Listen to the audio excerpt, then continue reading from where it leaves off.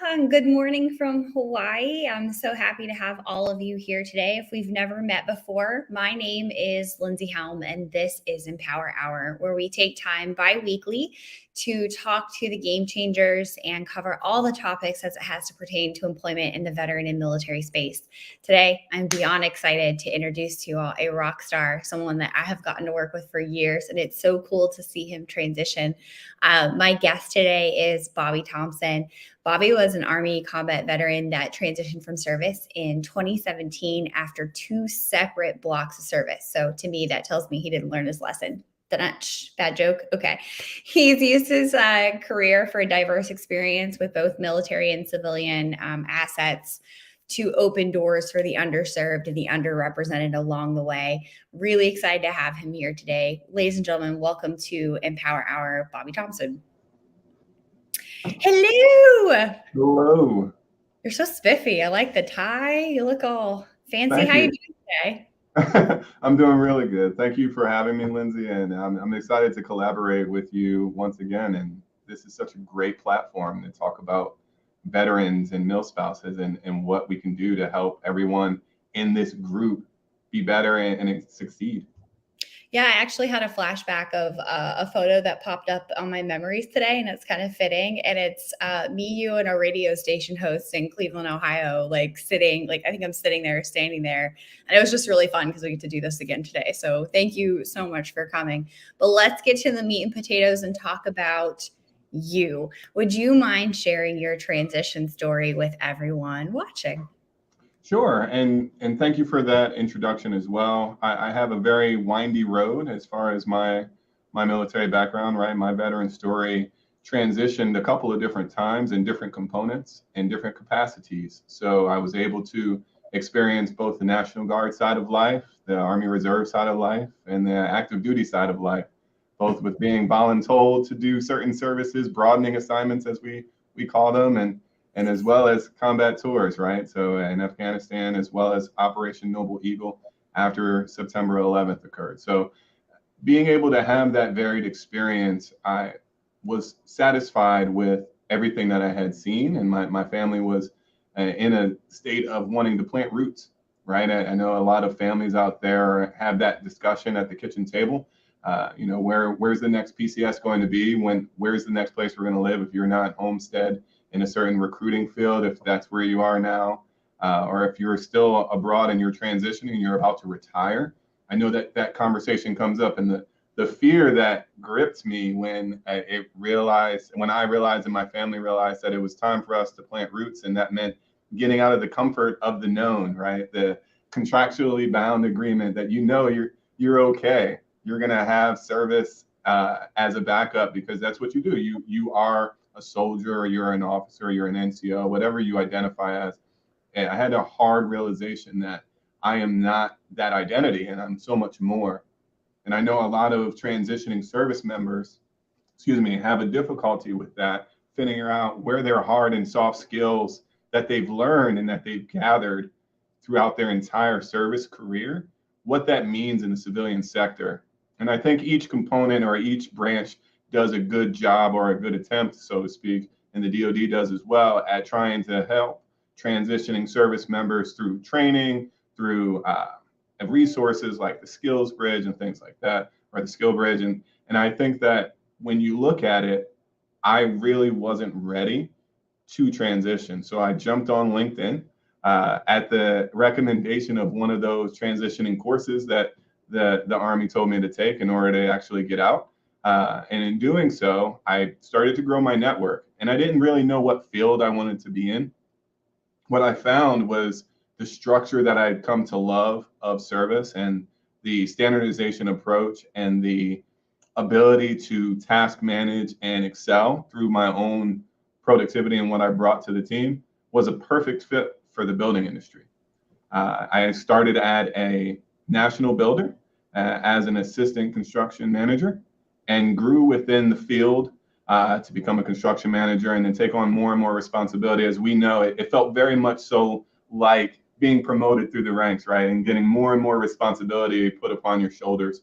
And so I took to it like a fish to water. And the reason for this conversation is I want to make sure that just so others knew that the building industry is such a critical resource for all of us, and that it's something that it's everywhere, no matter where you're going to be, terminal leave, where you're going to PCS, where you're going to final destination is going to be, your home of record is or is not. There's going to be a support system because you need housing in everywhere in the United States. Every one of those locations, the industry is present, and they're short of high-speed, low-drag individuals. Got it. So let's talk about, I think, what was kind of your last position before you transitioned? Because when I met you, you were doing recruiting. And so to go from recruiting to talking me down, you're like, I landed in the business construction industry. I'm like, whoa, like how does that even happen? And I mean that in a good way. Like, you successfully pivoted and took all of those skills from kind of military life and your regular life, because you're kind of a, if people don't know, it's kind of a go-getter anyway. I don't know if you picked up on the energy today or not, but what does that look like? Like, going from, when I saw you recruiting, where did you go after recruiting? And then I heard you say you went to a transition course and you looked at all of that, but what did that entry point look like for you? And talk about that a little bit, if you don't mind. I'd love for people to hear that it's possible to not go straight into HR, from recruiting to wherever. Not that there's anything wrong with that caveat.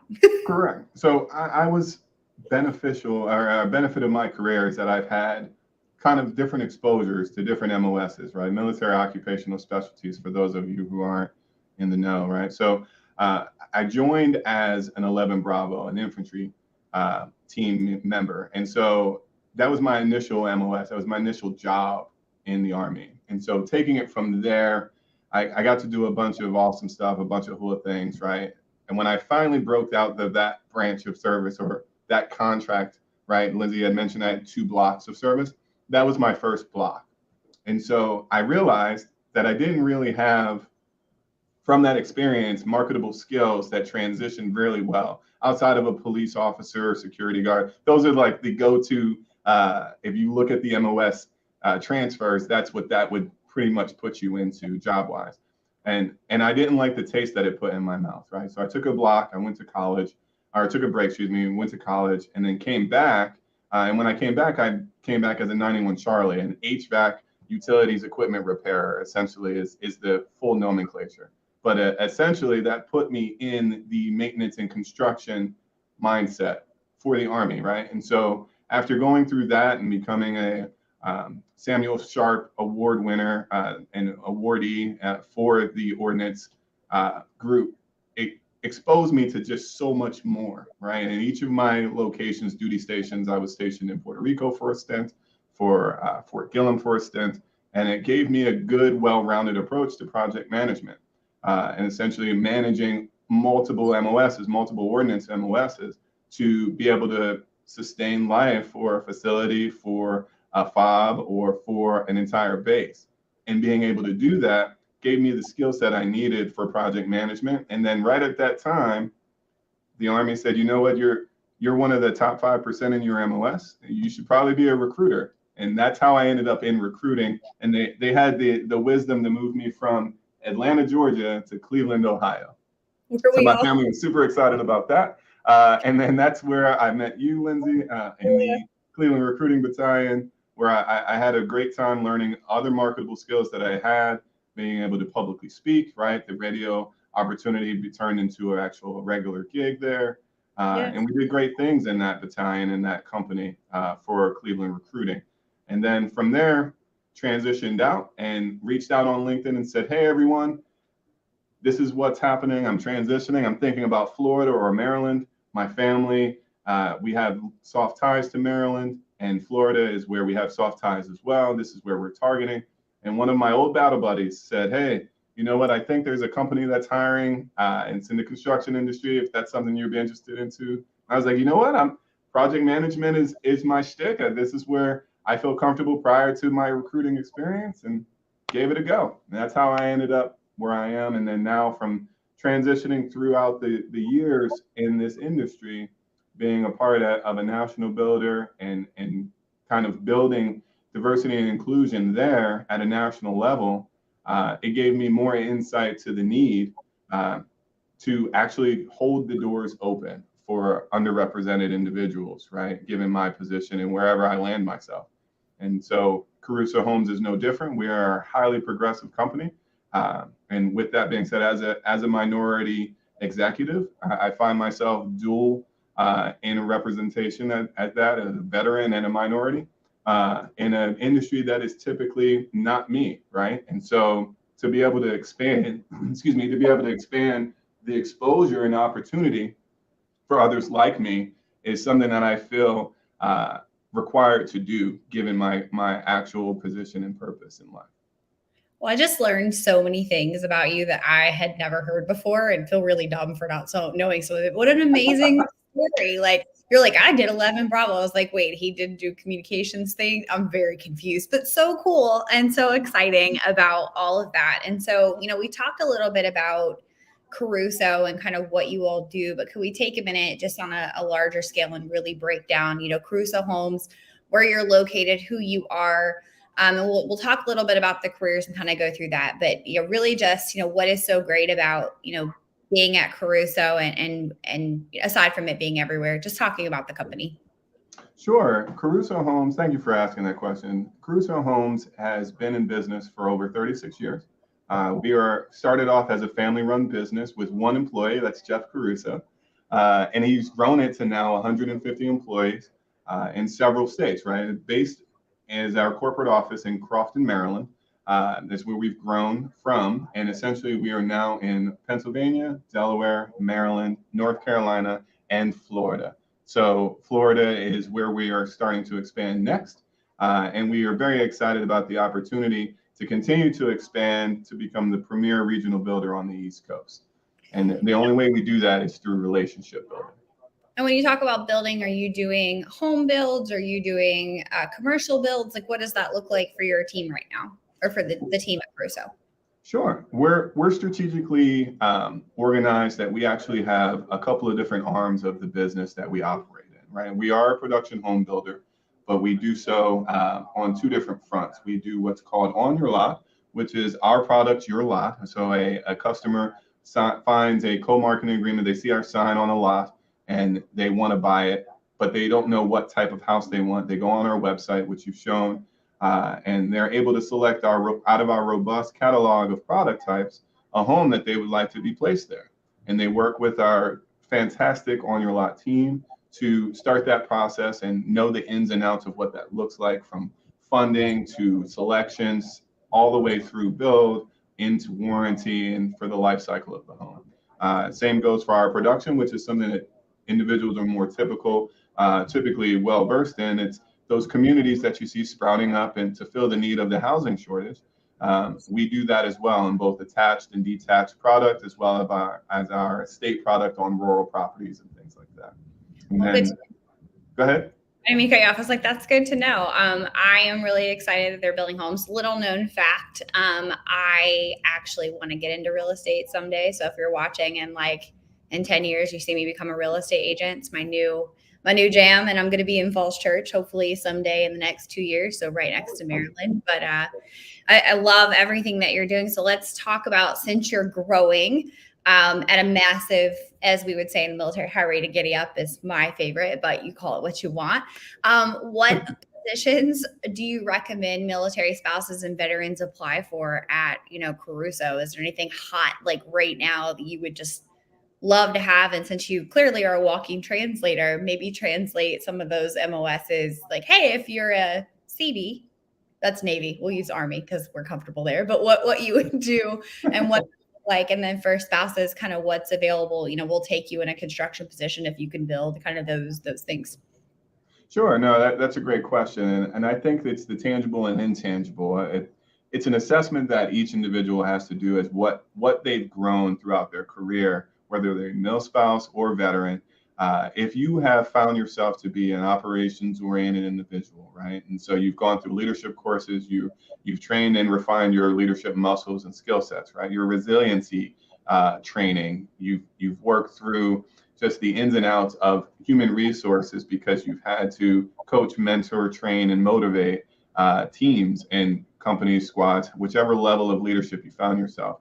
I think that you would be able to fall into any number of positions, right? That'll serve you well. It's your detailed orientation that you have, the skill set of being able to be driven and be focused and self-motivated, will serve you well no matter which position. But speaking to MOSs specifically, if you are in a engineering field, right? If you're in a, let's call it human resources, like you mentioned, in the accounting field. So all of those lovely FOBITs that they, derogatory term that they say, you have actually a leg up on everyone who's all the high speed, low drag, tip of the spear type folks, because you have business corporate skills that you can bring into a number of back office positions, which run the gambit of being able to facilitate something, an actual direction of a product or a deliverable, to be able to bring, right? And so for the remote roles, you have online sales consultants. You have the ability to actually work and support the market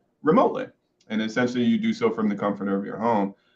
You actually have the ability to go hybrid in some markets because of the way that they're strategically located and be able to support. So like a sales manager, for instance, that is on your lot doesn't have a model that they're operating on. So they're in the field a little bit, they're in the office a little bit, they're working from their home office a little bit. So it is actually a good variety of work styles.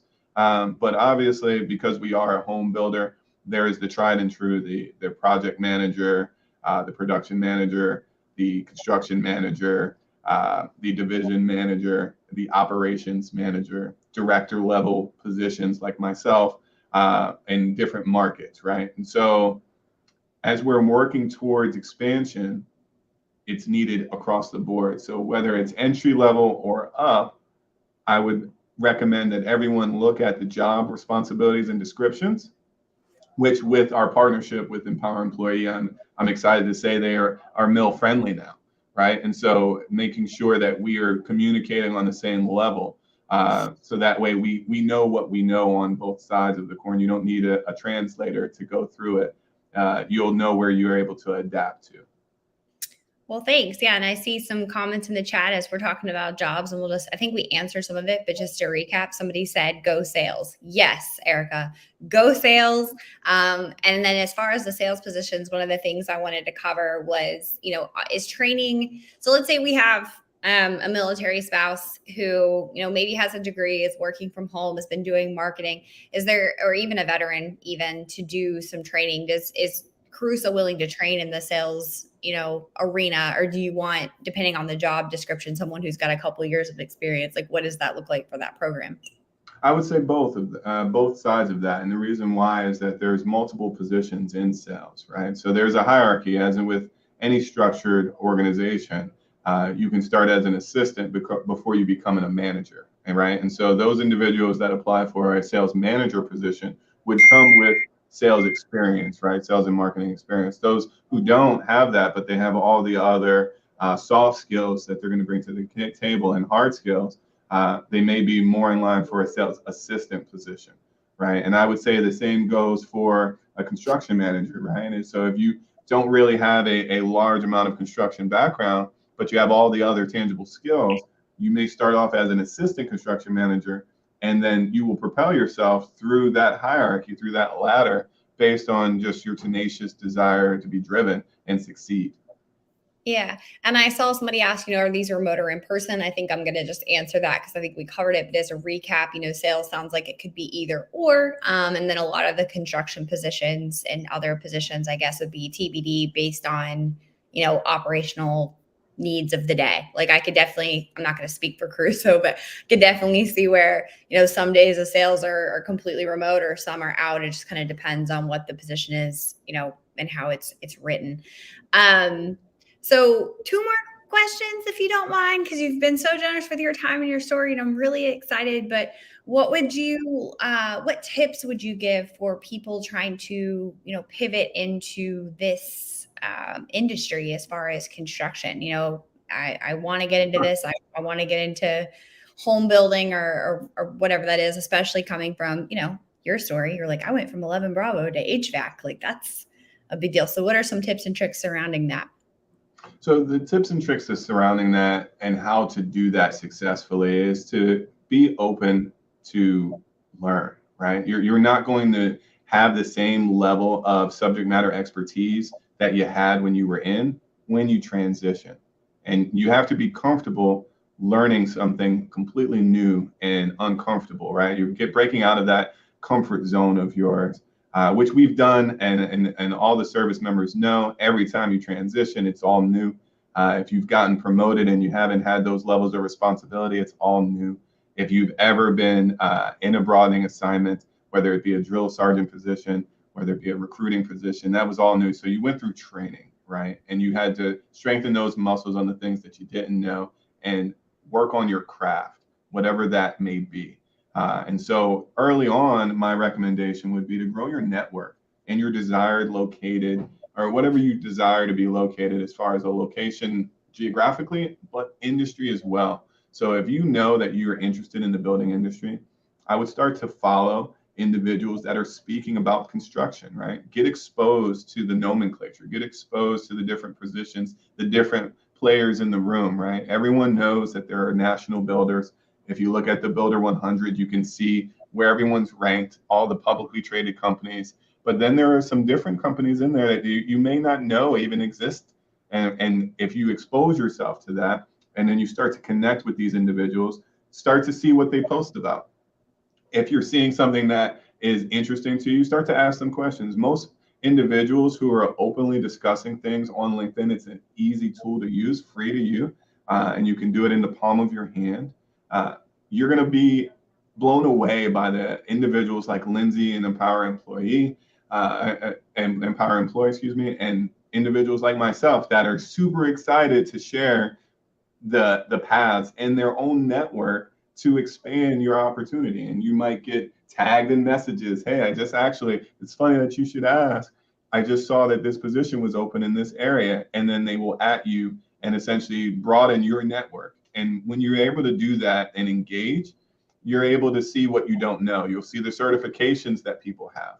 You'll see the experience that they've went through in their work experience, that you may highlight the rungs that you may want to climb to get to someone's position. And I think LinkedIn does a really good job, specifically LinkedIn Learning, to expose you to a lot of that content if you've paid for that access. But if not, there is a ton of opportunity and education opportunities that have veterans programs and mil-spouse programs to bring you that content. And so the long-winded answer to your question, Lindsay, is to get more informed and to grow your network. And then don't be afraid to get out of your comfort zone. And find a mentor. Yes, very awesome. And find a mentor. I know I only said 2 questions, but I forgot when you were talking. You're here today to talk about Caruso and talk about your transition and what that's been like and the opportunities in your field that's so rapidly growing. But obviously being here is an indicator to the universe that Caruso is building a military, program. So what are you working on right now? I know we kind of covered like writing job friendly or military friendly kind of job descriptions and whatever, but what's Caruso's, trajectory look like in the next 6 months as it pertains to growing the veteran and military spouse population? It sounds like they're very hungry to do it. What's one of your top 3, goals for the next 6 months? Sure. Our 2023 goals are to establish our skill bridge, and have that starting to bear fruit and allow transitioning service members to utilize the DoD's ability to pay them, so that way they can learn the skills and get exposure to new things. And whether Caruso would be a fit for them or not, it will allow them the ability to kind of test it out and see if that's something that they would like to do. And I think having that safe ability and to still be on the DoD payroll at the same time, you get a little bit of both, and you stay engaged militarily while getting engaged on the civilian sector. And so for us, that's high on our priority list, right? Second to that is continuing to advocate and speak out, right? In support of mil-spouse and service member transitioning. And even if you've been a veteran and you've been out for a while, that doesn't exclude you from that. And I would tell you that my intent is to continue to engage with like Vet Index and Empower Employee and other societies and groups that allow us to provide access and insight to an industry that may not have been thought of when you're transitioning. Well, that's awesome. Yeah, Vet Indexes, I was going to mention that is a great way to go interact with the military community. If you're watching and you're an employer, definitely go check them out. If you're a veteran or spouse, also go check them out. I think their virtual conference is in April. We'll meet to that of this year. It's also in person in New York City. So it's a great excuse to go check out NYC in I guess that's technically spring when it's not freezing cold, right? Right. Okay. Well, I finally have come to an end of all this amazing thing. And I have one really hard question for you before you go. And it's, how would you prefer that people contact you in reference to these positions, or who is the person to contact? Is it like apply, send email, resume, cover letter, pigeon? Like, what does that look like for you? Sure. I appreciate that. There's a couple of ways to engage Caruso Home specifically. The first step would be to look at our website, right, in our career section, and see if there's something that we've posted that is to your liking. And then if that's the case, please feel free to apply right then and there. If you have some questions about it, you may reach out to me via LinkedIn. My LinkedIn, I believe they also shared, or you can also reach out to my HR director, her name is Chrissy Reed, and she'll be able to facilitate that. Our Caruso Homes LinkedIn also is another way for you to engage with us, ask us questions through the chat. Our HR director monitors that chat line as well. If you are just curious and just have questions and you want to communicate with us and talk through some things that you just might want to know, I would say that you can reach out to me at bthompson@carusohomes.com, or my HR director, her email is CREED, that's creed@carusohomes.com. And you can reach out to either one of us and we'll be able to point you in the right direction, answer any questions that you have, and we'll get you going to where you need to be. Well, that's really exciting. I want to thank you and the team at Caruso for everything that you're doing. And it's a little cheesy to say, but thank you for your double service, triple service, all your services, all your advice and your energy today really has pumped me up about what we're doing, about what you're doing. And for everyone else watching, tune in a couple of weeks. I blanked and I apologize on who's going to be here. But if you're, I don't want to tell you, I think it's Intuit actually. I think Intuit is coming back to talk about their last push. So tune in a couple of weeks for the next Empower Hour. This is not the last you all have seen of Mr. Bobby Thompson. And thank you all so much for watching. Have a great Thursday. Thank you, Lindsay.